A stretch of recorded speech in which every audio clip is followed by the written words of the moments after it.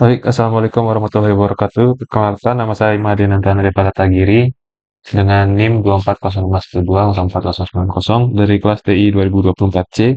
Pada kesempatan kali ini saya akan melakukan simulasi praktek mengenai materi routing dinamis OSPF dengan menggunakan aplikasi GNS3 dan juga Oracle VirtualBox.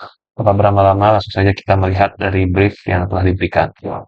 Nah, pada brief yang diberikan, kita harus menggambarkan topologi sesuai dengan brief berikut.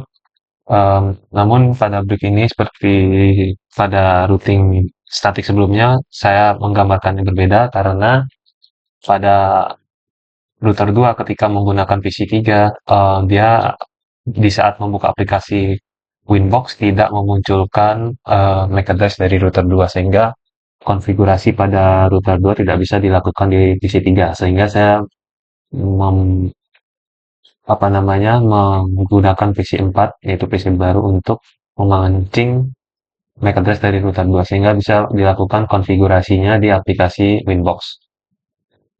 Lalu setelah itu, yang harus dilakukan adalah men-setting IP address dengan komen seperti berikut. Jadi, ini adalah contoh komen untuk IP pada router 1. Pada router 1, di sini saya lakukan konfigurasi dengan menggunakan PC1. Bagaimana caranya? Jadi di sini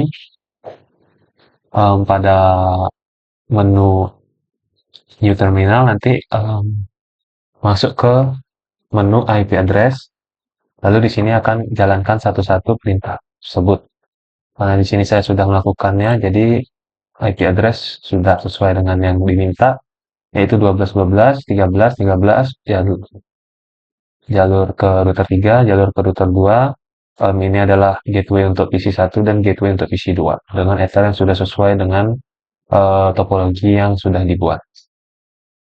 Selanjutnya adalah pada router 2. Router 2 di sini saya konfigurasikan menggunakan PC4 karena hal yang sudah saya bilang tadi tidak apa namanya tidak bisa dikonfigurasikan dengan menggunakan router 3, maka saya menggunakan router 4. Jadi di sini sama saja lakukan komen yang sama, namun nanti disesuaikan dengan topologi yang telah dibuat. Jadi di sini topologi Ether 1 pada Winbox akan menggunakan Eternal ya. Eternal di Gen S3 sama dengan Ether 1 di Winbox. Begitu juga dengan selanjutnya. Ether 1 sama dengan Ether 2 dan Ether 2 sama dengan Ether 3 dan seterusnya. Lalu selanjutnya adalah router 3. Router 3 sama saja. Di sini kita lakukan setting IP address. Router 3 disetting melalui web server. Web server di sini IP address sini. Namun kembali ada catatan karena di sini tadi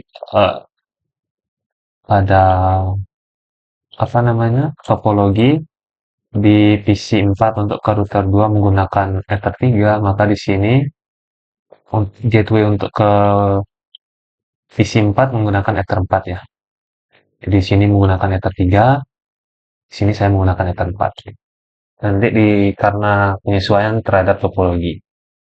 Lalu selanjutnya adalah setting routing OSPF, yaitu salah satu konsep dalam routing dinamis yaitu menggunakan routing OSPF.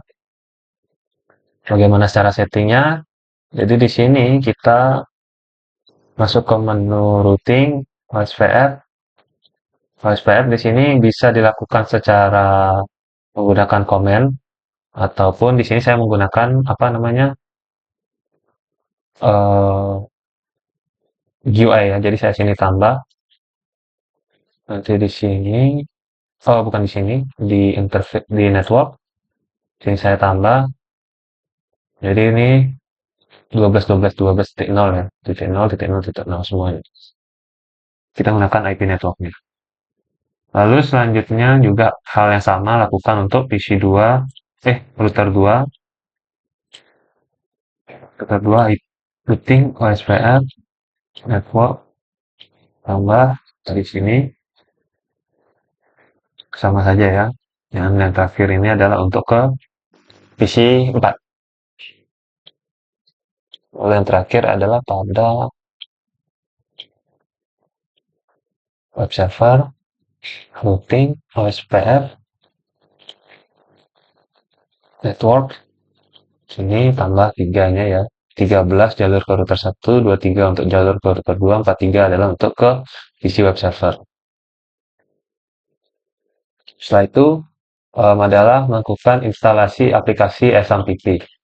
Jadi di sini pada web server, PC web server kita harus menginstal aplikasi XMPP yang dimana saya di sini telah menginstalnya dan kita bisa buka XMPP-nya di sini.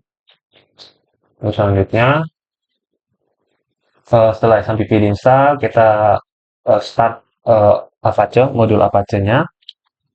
Namun sebelum kita start modul Apache, kita pertama-tama edit dulu.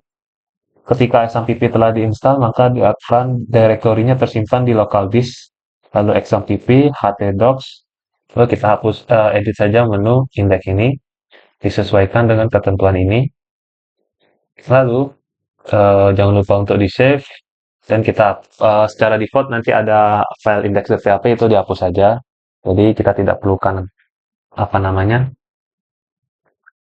file tersebut. Setelah itu ketika sudah diinstal maka langsung aja di start. Namun sebelum start kembali lagi pada saat kita setting di menu IP address jangan lupa untuk setting LAN-nya yang di sini ya. Local network, internet protokolnya. Jadi untuk PC1 disesuaikan dengan topologi di sini 192.168.1.1 untuk IP address-nya dengan IP gateway-nya adalah 192.168.1.62. Nah, di sini secara default kosongin aja dulu. Lalu setelah itu begitu juga dengan PC2. PC2 yaitu properties dengan IP address-nya 65 dan gateway-nya 126. Lalu PC4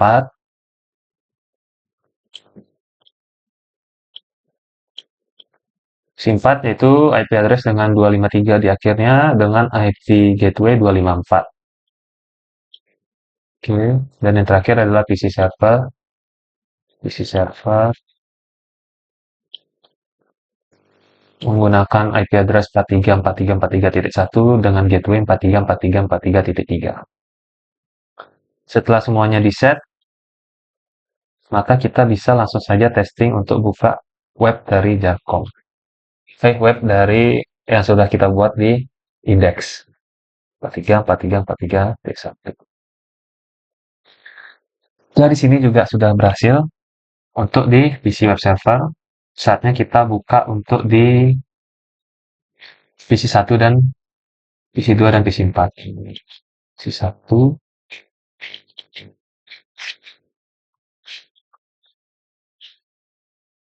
bisa. Terus selanjutnya adalah PC2. Ini kita tutup. Ini itu adalah hasil testing. Oke, sudah bisa untuk di PC2. Dan yang terakhir adalah PC4.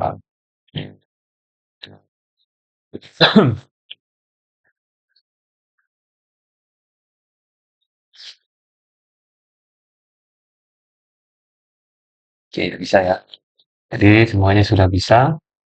Sekarang yang perlu kita lakukan adalah setting DNS-nya supaya tadi kan kita untuk menuju website yang sudah kita buat, kita harus mengakses IP dari PC web server. Namun secara praktis itu tidak bagus ya. Jadi kita buatkanlah seperti domainnya dengan menggunakan DNS. Lalu bagaimana caranya? Kita bisa saja melakukan apa namanya remote remote konfigurasi secara remote menggunakan PC1. Jadi di sini nanti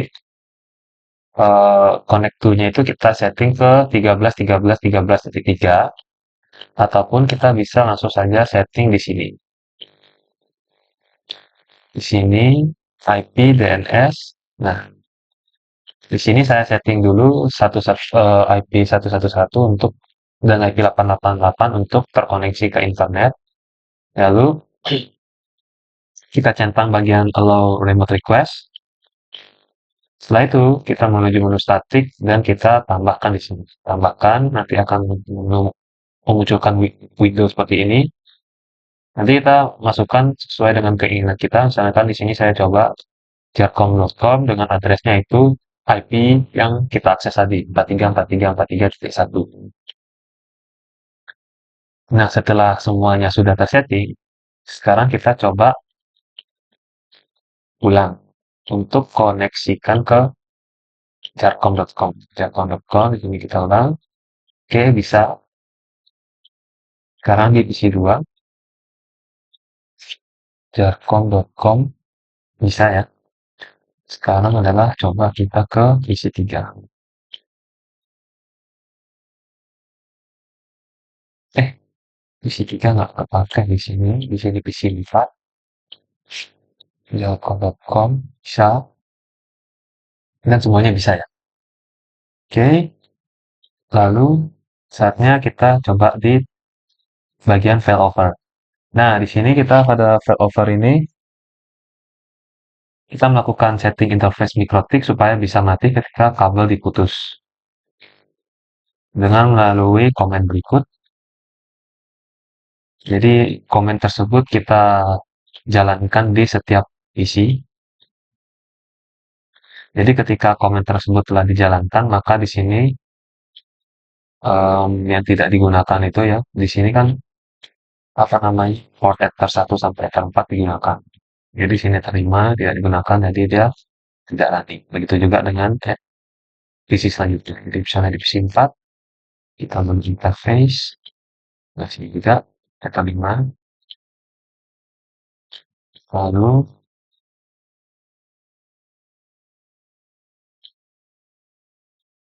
R1, R2, dan R3.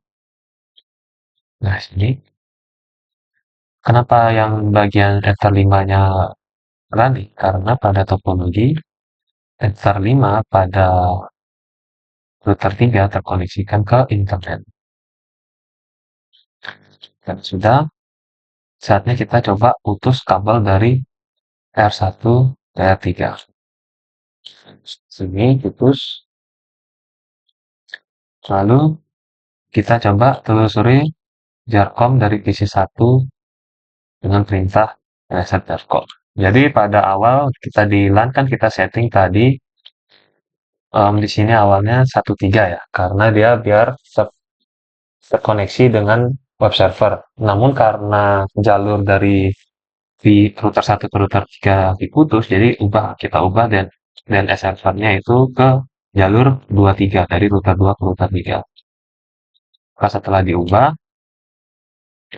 kita buka aplikasi ini, comment prompt, kita tracer jacob.com. Maka kita akan melihat kemana tujuan apa kemana jalur-jalur yang dilalui oleh misi satu untuk request ke jarcom.com. Jadi di sini dia ke gateway-nya, terus kedua, dan di sini harusnya ke jalur 23 ya. Jadi jalur 23 dan ke 4343.1 yaitu jarcom.com. Maka tracing complete. Setelah itu kita ubah saja. Ini kita coba ulang ya. Oke. Setelah itu di sini adalah koneksi internet. Jadi langsung saja ke 23, ubah network interface ether 3 pada router 3 menjadi bridge. Di sini router 3 itu dia yang terhubung ke internet, yaitu ether 4 yaitu adapter 5. Di sini bridge ada kita setting awalnya adalah generic network, kita ubah jadi bridge adapter. Setelah itu kita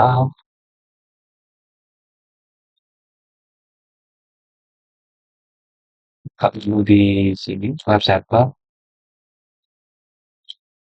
flashdisk kita tutup. Ini di HCP client kita tambahkan, lalu kita Siap. Jadi, setelah kita lihat yang disetting adalah adapter 5, maka kita klik adapter 5, fly OK, kita tunggu statusnya sampai bound. Kalau sudah bound, berarti dia sudah set ya. Lalu selanjutnya adalah IP firewall, nah kita tambah action kita ubah jadi masquerade. Oke, setelah itu aktifkan router 3 menjadi default gateway. Caranya yaitu routing OSPF instance, ini kita klik, lalu kita ubah ini ya, redistribute default root menjadi always, yang defaultnya adalah never. Maka dari itu kita bisa melakukan internetan dari PC 1.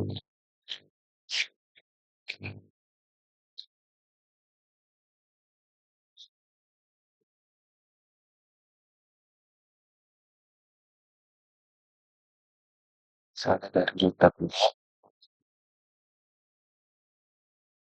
bisa, di PC 1 mungkin karena tadi kita sempat putus ya, jadi apa namanya, kabelnya di butuh waktu untuk terkoneksi.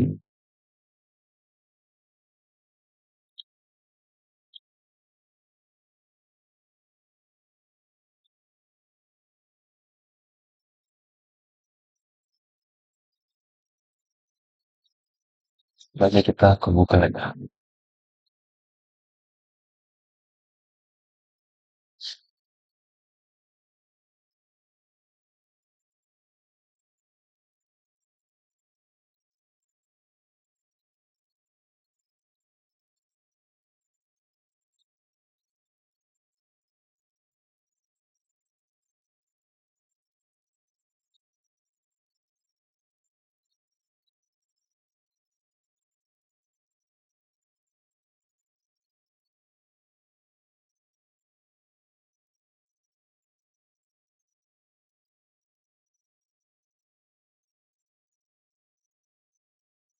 Sedikit sih.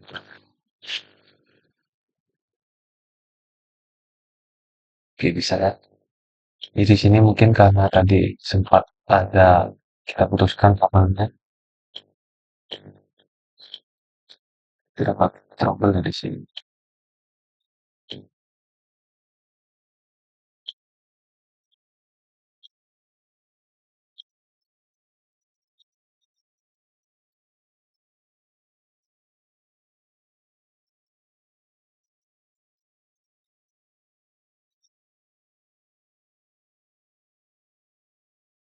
Nah, udah bisa.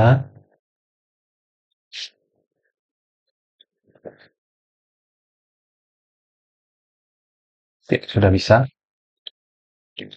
Karena semuanya sudah kita lakukan, demikian praktek untuk simulasi routing dinamik OSPF di aplikasi DNS3 dan juga Oracle VirtualBox.